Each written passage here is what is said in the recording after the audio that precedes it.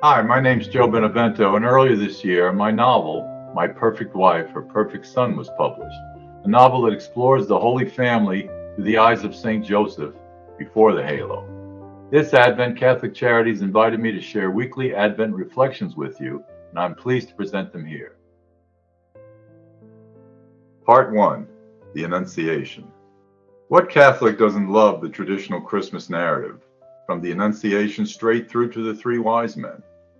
I worry, though, that some Catholics enjoy that narrative the way they enjoy A Christmas Carol or It's a Wonderful Life.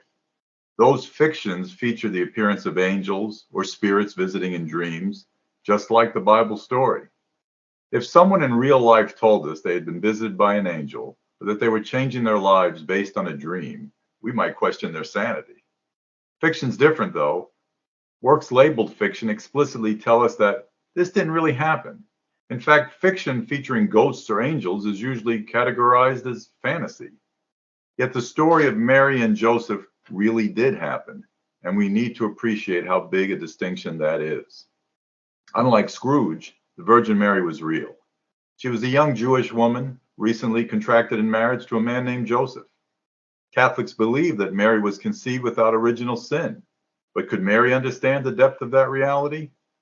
Joseph was a simple craftsman who expected a very ordinary marriage and family life with Mary. Suddenly, Mary learns she is to birth the long awaited Messiah. No lesser figure than the Archangel Gabriel delivers this message. How would that not overwhelm an actual human being? Yet Mary remains composed and delivers a beautiful affirmation of her willingness to remain God's servant. How many of us, though, really reflect on how astonishing and brave her reaction was? And if what Mary does isn't incredible enough, consider Joseph. When he learns Mary is pregnant and knows he isn't the father, he's naturally upset, but kind enough not to want Mary exposed. But how did Joseph learn of Mary's pregnancy? It had to have been before she was showing, so it must have been Mary herself who told him. When Mary told Joseph she was pregnant, though still a virgin, he didn't believe her. Why would he? He was a real person, not a fictional character, and a pregnant virgin was not possible. Yet the Bible tells us an unnamed angel, Joseph didn't merit an archangel, reveals to him within a dream that all is well, and so he takes Mary into his home as his wife. We should reflect on this truth. In real life, who believes something just because they dreamed it? As in fiction, once we wake from a dream, we conclude that didn't really happen. In the Bible, it seems that people named Joseph are expected to accept dreams as something more. But if Joseph is to be accepted as a real person, then his decision to stay with Mary is almost more incredible than the miraculous truth of the virgin birth itself.